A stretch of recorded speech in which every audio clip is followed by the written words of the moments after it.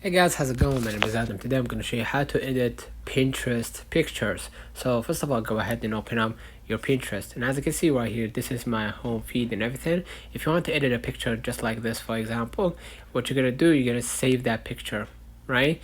And after you save that picture, what you're going to do, you're going to just go ahead and click right here, the search, so you can, put like a thing to edit.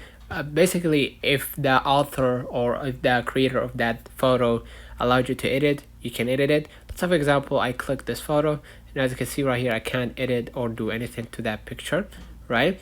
But if I save, let's have an example, I go ahead and click save right here at the bottom right corner.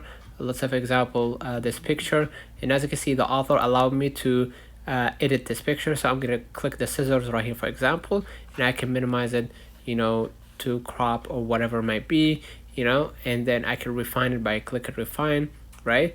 And you can do whatever you want with that picture, right? And hit this check mark, and after you finish right here, you're gonna see shapes to add like a template, and basically hit save at the top right. And now if you want to add it to your collage or your profile, just go ahead and do that. So let me know in the comments if this video helped you. Don't forget to like and subscribe. Thank you for watching.